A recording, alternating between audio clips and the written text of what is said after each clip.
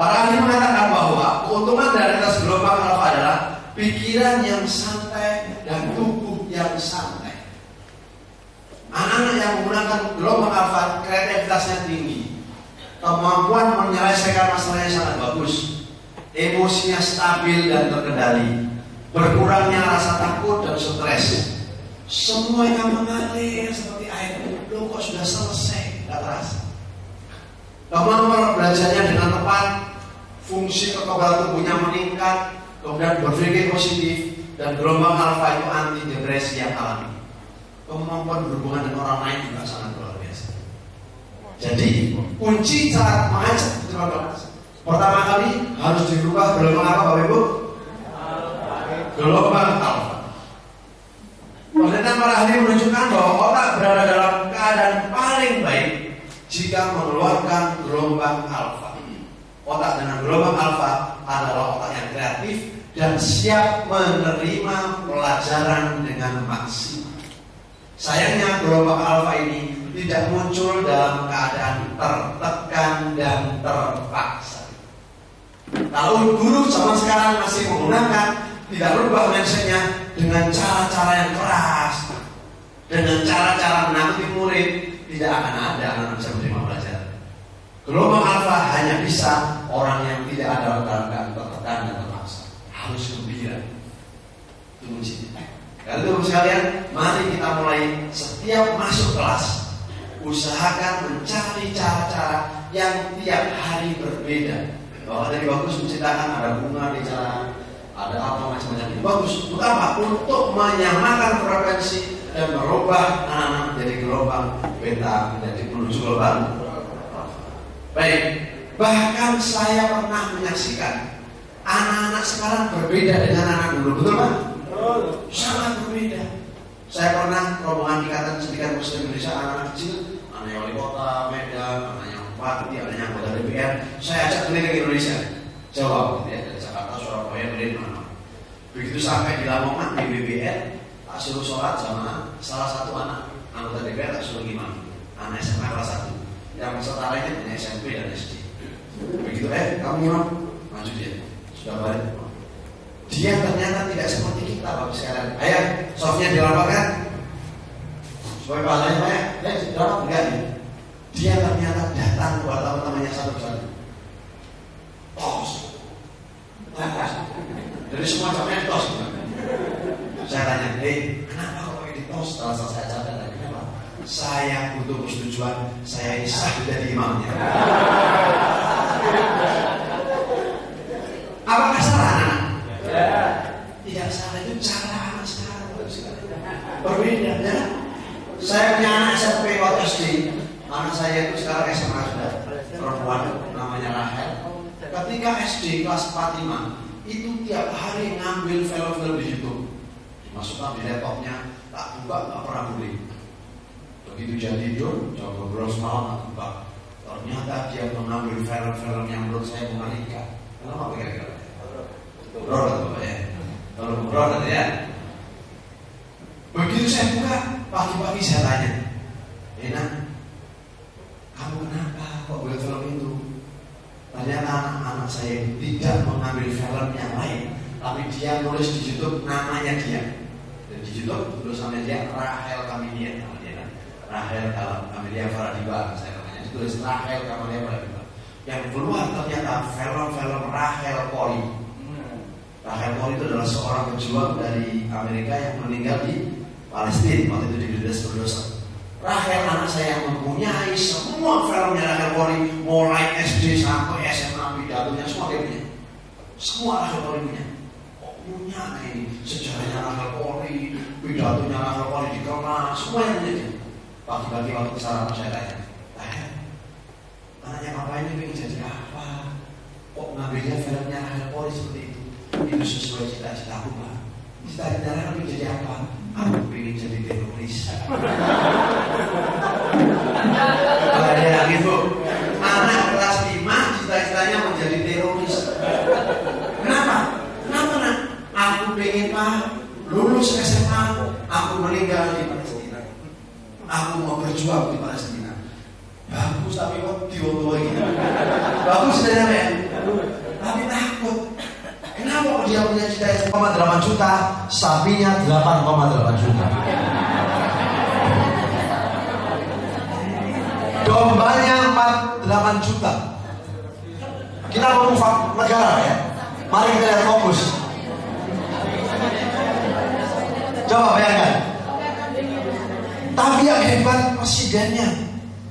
Presidennya memanggil ahli-ahli komputer. Ahli komputer, kumpul. Terus coba cari cara bagaimana untuk mengontrol kambing ini. Bukan ahli ternakan, isinya peternakan yang diambil, panggil tapi ahli komputer. Bagaimana caranya angon kambing segini banyak? Ternyata ahli komputer kemudian menciptakan chip yang ditempelkan di seluruh domba di sana, di telinganya ditempelin chip hitam di sini.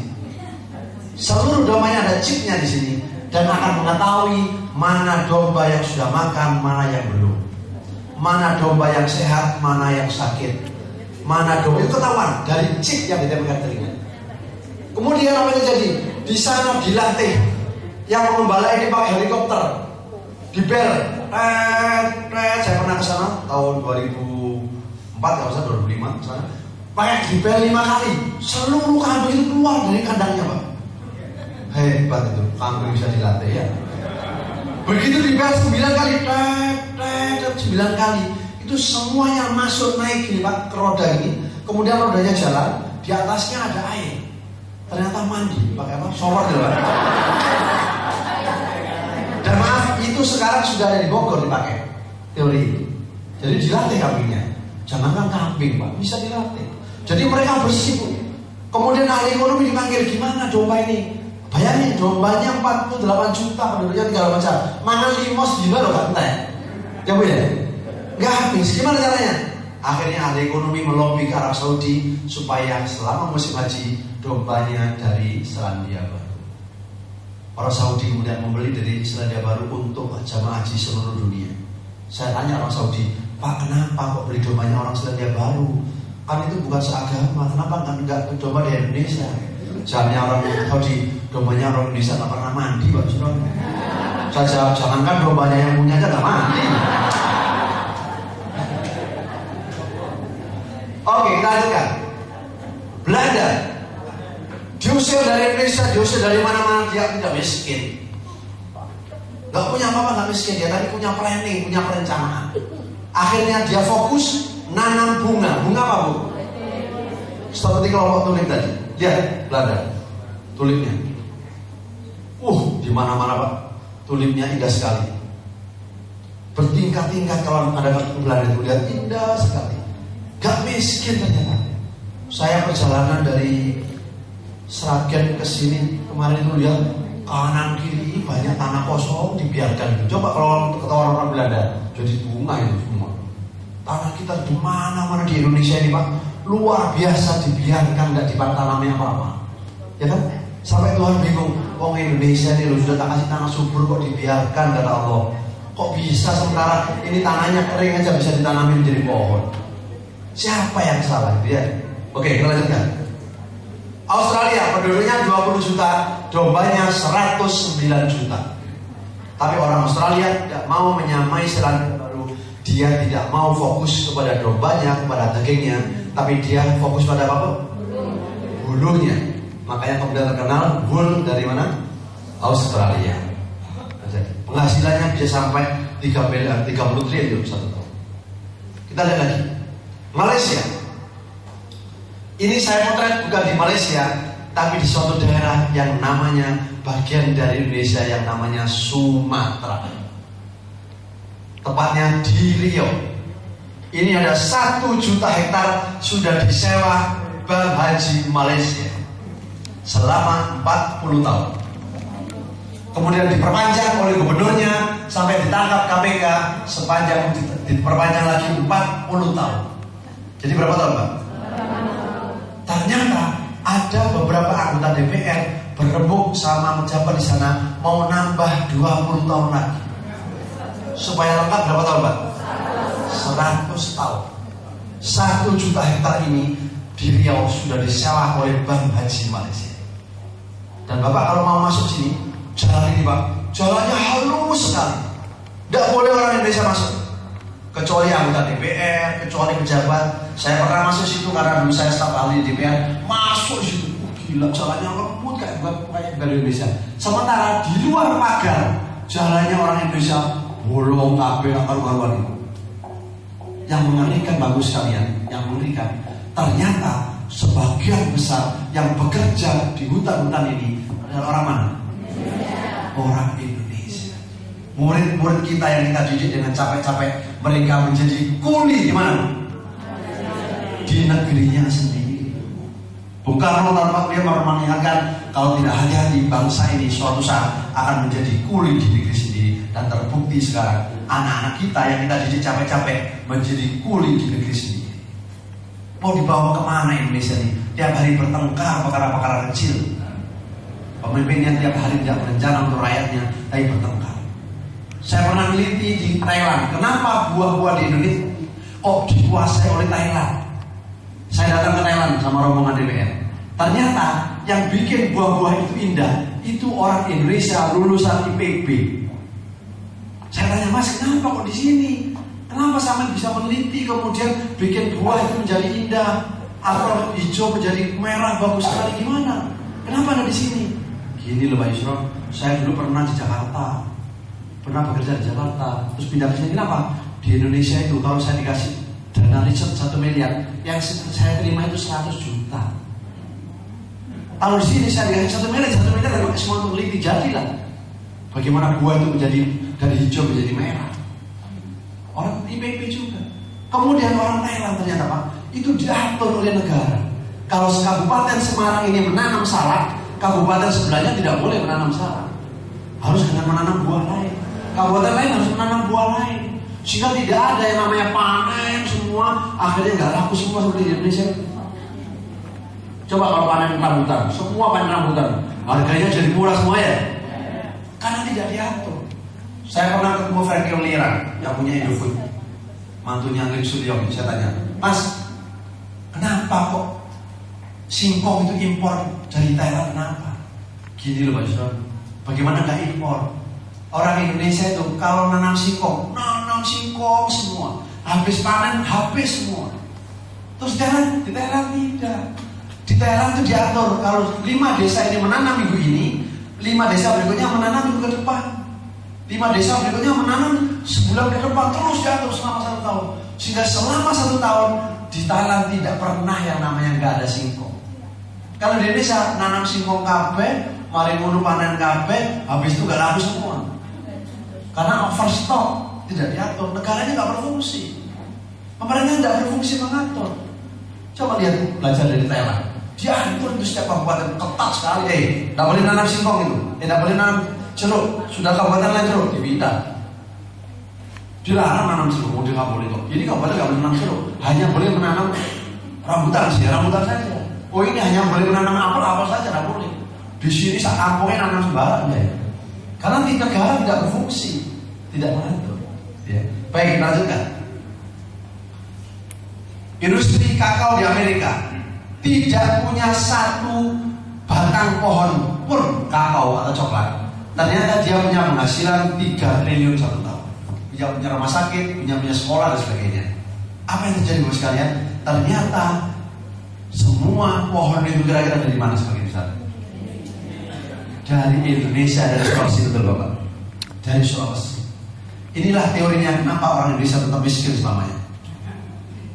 Orang Indonesia menjual kakao atau coklat 1 kilonya itu seharga Rp10.000. Sementara dibeli oleh orang Malaysia, dijadikan tepung, dijual berapa Bu? 30.000. Dan kemudian oleh Amerika dibeli lagi, dijadikan coklat, dijadikan permen, jadi berapa? 350.000. Kreativitas mengalahkan segala-galanya. Inilah kondisi orang Indonesia tetap miskin selamanya kalau ini tidak berubah. Anak didik Bapak Ibu sekalian, kalau tetap melakukan yang pertama ini, tetap miskin selamanya. Nanam jagung dijual jagung, menanam padi dijual padi, menanam coklat dijual coklat, miskin selamanya. Tapi kalau Anda didik anak-anak kita, ajari mereka kreativitas, nilai tambah, berubah. Ngambil ikan jangan dijual ikan, ya miskin karena dia ada nilai tambah. Saya pernah menjadi stafnya Pak Habibie. Datang ke Madura, tanya orang Madura, berapa 1 kilo besi tua? Orang Madura menjawab 1 kilonya 30.000 Pak Habibie. Saya mau beli 1 kilo 3 juta kata Pak Habibie. Oh marah Pak Habibie. Asal akhirnya Pak Habibie pulang ke Jerman ya. Pulang ke Jerman, terakhir bikin saya pesawat. Yang hanya saya tahu begini ya. Itu ciptanya Habibie Unik, Pak Habibie. Itu Pak Habibie setiap minggu mendapatkan royalti 65 miliar. Setiap minggu, selama hidup nanti. Kenapa? Karena dia menciptakan saya pesawat dan saya dipakai. Orang Indonesia itu kalau ada orang kreatif, biasanya dinyek-nyek. Oh, ndek mainnya buta. Wah, dinyek-nyek gitu. Sampai ke Madura suatu hari sama Pak Habibie itu, anak-anak kecil aja berani mengalahkan Pak Habibie. Kunjungan ke sana, wakil presiden waktu itu ada bendera tinggi sekali gitu Pak ya. Terus Pak Habibie tanya, berapa? Tanya presiden, ya presiden, berapa tingginya ini? Kok tinggi sekali ini benderanya? Anak Madura nggak mau kalah sama Pak Habibie. Dia tidak menjawab, tapi dia bawa meteran kan. Langsung dia naik, ukur. Akhirnya tiangnya gini kan, tiung gini kan. Turun kata Pak Habibie. Gunakan otakmu, gak gitu caranya. Gimana cara Pak Habibie? Dirobohkan dulu kemudian diukur. Anak Madura mana mau kalah sama Pak Habibie orang Sulawesi ya. Pak Habibie ini profesor doktor tidak tahu. Jadi gimana? Pak Habibie, Bapak tadi minta apa? Tingginya. Kalau dirobohkan bukan tinggi Pak, panjang itu Pak. Nggak mau kalah dia kan. Bapak kan minta tingginya. Orang juga tahu kan kita sebab baik. Saya minta hanya materi pelajaran, apalagi sekarang kurikulum 2013 adalah kurikulum yang menihilkan posisi objektif atau posisi dominan dari guru. Sekarang guru harus mau mundur sedikit melangkah untuk bagaimana anak-anak berkembang, anak-anak kreatif, anak-anak mau bertanya. Coba lihat ini Pak. Ada satu negara namanya Indonesia, itu besarnya sama dengan 27 negara di Eropa. Kita lihat Belanda itu besar, padahal kecil. Lihat Prancis besar, padahal kecil. 27 negara di Eropa, besarnya sama satu negara namanya Indonesia. Kasih kebanggaan anak-anak kita itu. Nah ini negara besar, nah. Kalian memilih masa depan. Bandingkan itu 27 negara, besarnya sama satu negara Indonesia. Sama dengan Amerika sebesar itu. Negaranya besar, luar biasa ya. Makanya saya kemudian sama beberapa orang di Jakarta mencoba membuat skenario. Kalau Indonesia tahun 2045 tetap seperti sekarang, bertengkar tiap hari, masalah-masalah kecil, Anas lah, Cikias lah, apa tiap hari, TV tiap hari, guyonan lulu gitu ya, joget gak berhenti-berhenti tiap hari ya, sampai guru-guru meniru tadi kan ya. Kalau saya sampai ke guru-guru, jadi apa bangsa ibu?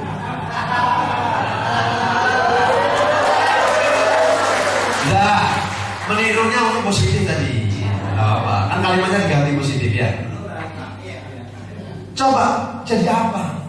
Kalau korupsi bisa terus-menerus, korupsi di mana-mana, tawuran di mana-mana, orang bertengkar di mana-mana, itu terjadi Bapak sekalian, Indonesia bisa bangkrut. Bahkan teman-teman banyak meramalkan tahun 45 Indonesia bisa bubar seperti Soviet.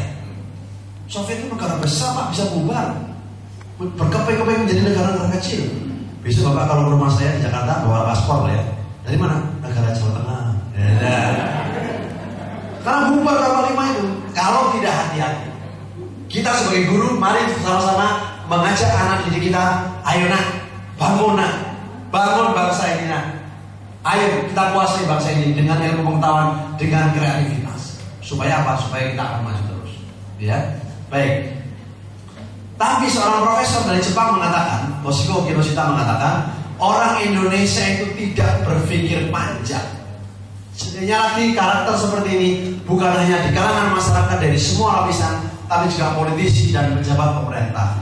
Hal ini kemudian menyebabkan Indonesia sulit bersaing dengan Cina dan negara-negara Asia lainnya. Sukanya berpikirnya pendek, gak mau berpikir panjang. Apalagi mikir akhirat, terus kalau lihat aja, mana ada politisi yang mikir akhirat. Lebih banyak kepada anak daripada berbicara dengan anak. Beda gak kepada dan dengan? bukan dengan, karena kurikulumnya terlalu banyak, sehingga guru wajib menyelesaikan kurikulum, benar nggak? Sehingga nggak sempat berbicara dengan. Kurikulum sekarang 2013 yang akan kita terapkan sekarang, kurikulum yang merubah berbicara kepada menjadi berubah berbicara dengan. Dan ini tidak mudah Bapak Ibu sekalian, karena sikap hidup kita selama ini sudah berpuluh-puluh tahun kita kebiasaannya berbicara kepada. Mau denger ngerti nggak ngerti pokoknya berbicara, gitu ya. Tapi kalau dengar berbeda. Bahkan saya menerjemahkan banyak orang yang berbicara kepada lebih banyak menggunakan logika. Sementara kalau berbicara dengan banyak menggunakan apa? Hati. Oke, setuju? Besok kita tidak banyak berbicara kepada, lebih banyak berbicara. Sederhana ya? Tapi tidak gampang dilaksanakan. Kayak sederhana, tapi tidak gampang dilaksanakan. Dan harus kita mulai, guru-guru Sultan Agung tidak boleh banyak berbicara kepada, tapi harus. Oke. Sudah hafal Al-Quran juz 30, kok masih memukuli adiknya? Kata Bu Dokter, saya nggak bisa jawab, Bu. Terus gimana Pak? Saya mau observasi ke rumah Bu Dokter dulu, boleh nggak? Oh boleh, betul. Saya minta waktu, Ibu kapan ada waktu? Sabtu saya ke rumahnya. Bu Dokter di rumah sama suaminya, seorang pengusaha kerja di PTP. Begitu saya di rumah, anaknya yang baca Quran kita tadi, yang nakal sama adiknya itu, mukul adiknya itu, tiba-tiba masuk, buka pintu gini, halo, masuk lagi. Ya soman, adiknya kan, sama ini Pak Ustaz, sama ya, masuk lagi. Tiba-tiba kira-kira ngobrol baru 5 menit keluar lagi dia, bawa mainan, dia lempar gini. Loh, gitu lah, hampir menangis. Kamu gimana? Wah, marah ibunya. Kurang ajar ini, nggak ada orang tahu malah dilempar gitu. Anaknya masuk apa itu? Begitu masuk, anaknya bawa kursi ibu, Greng, gitu. Langsung dicewek sama bapaknya. Cewek, bawa masuk, bawa masuk. Terakhir anak, orang namanya anak mana mau dia Bu ya? Dia keluar lagi ke ruang tamu, langsung keluar, terus masuk lagi pintunya ditutup pintunya. Saya bilang, sudah jelas saya tidak perlu observasi melebihi 1 hari. Di sini ada masalah, di rumah ini ada masalah. Kenapa bisa? Dan 3 perilakuan bapak tadi itu kelihatannya bermasalah, bukan anaknya, tapi siapa? Orang tuanya. Bapak menjewer berapa kali di depan saya, ada saya berarti jewer. Ibu berapa kali membentak anaknya. Bahkan bapak sangat keras menjewernya, jadi menyakiti hati. Saya jelaskan macam-macam. Bahkan saya yakin di rumah ini tidak ada kelembutan. Mungkin Bu, saya bilang, ramalan saya, anak ini terlalu banyak mendengarkan musik-musik keras sehingga dia tidak peka hatinya. Akhirnya dia menyusul pembantu saya itu, kalau saya tinggal seharian, katanya tetangga tiap hari muter dangdut koplo sampai sore, katanya dia sama protes. Bapak sekalian, sangat mudah mengecek anak kita itu ada masalah atau tidak, dan sangat mudah mendeteksi apa penyebabnya. Maaf sekali, saya banyak guru BPBB yang salah melihat mendeteksi anak yang bermasalah. Anak bermasalah itu macam-macam Pak. Saya ini alumnus sekolah guru luar biasa jurusan Tunalaras. Tunalaras itu anak nakal. Murid saya dulu di Temanggung, di penjara di Temanggung. Saya pernah mengajar di Tangerang, saya pernah mengajar. Kalau saya menghadapi anak nakal, saya tidak pernah melihat wajahnya. Kalau dia duduk, suruh ngadep ke tembok, saya di belakangnya. Saya dekat dari belakang, dia cerita macam-macam jujur. Begitu berhadapan dengan saya, pasti gak jujur dia, ngomongnya belara ya. Tapi sekarang guru BP, setiap ada nakal masuk ruangan, terus gak jujur jelas ya. Belum disuruh masuk ruangan, berhadapan aja gak jujur. Pasti mencari alasan dia. Maka guru BP sekarang wajib hukumnya guru BP itu keluar mengajak anak yang nakal itu dijajak jalan-jalan ke mall. Ya kan? Oke maka ya. Apa? Cara pendekatannya harus berbeda. Anak sekarang berbeda. Saya punya anak nakal, anaknya Kapolres di Jawa Tengah sini, itu umur kelas 5 SD sudah memperkosa temannya dan menembak sampai mati. Kemudian dimasukkan penjara di Temanggung waktu itu. Saya ajar.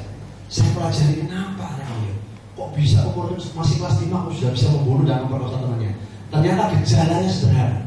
anak ini satu memang tidak ada perhatian dari orang tua, ibunya sibuk, bapaknya sibuk. Kedua, anak ini tidak pernah kalah, Pak. Menang terus pokoknya. Juara kelas, pernah bermain sama teman yang menang. Atau temennya kalau mengalahkan dia dipukul, kasih uang gitu kan ya. Pokoknya menang terus ya. Anak yang menang terus berbahaya. Hati-hati kalau kita punya anak yang menang terus, karena dia tidak punya keseimbangan. Tapi jangan juga punya murid kalah terus. Kayak kalah-kalahan, nggak punya masa depan. Ya. Jadi harus seimbang, harus seimbang. Kalian Bapak sekalian, menghadapi seperti itu, ini saya katakan banyak anak sekarang itu tidak dikasih jendela, tapi tidak dikasih jendela. Kaku, diomongnya angel kalau sekarang, karena tidak jendela. Saya tadi ceritakan tadi pagi, saya mau menguji anak saya sendiri dan banyak orang sama jadi ibu. Ketika anak saya ternyata nggak bisa bijak ngomong ke gurunya, dimarahin sedikit marah, sedikit marah karena tidak punya jendela, beku. Kemudian cara saya adalah dengan cara-cara humor, dengan cara-cara mengajak dia guyon. Dan itu ternyata bukti, Pak. Bapak coba lihat. Sejak Presiden Indonesia dipimpin orang yang suka mengeluh, di mana orang mengeluh? Tahu saya? Sejak Indonesia dipimpin oleh orang yang suka memarahi orang lain, tidak ada wibawanya,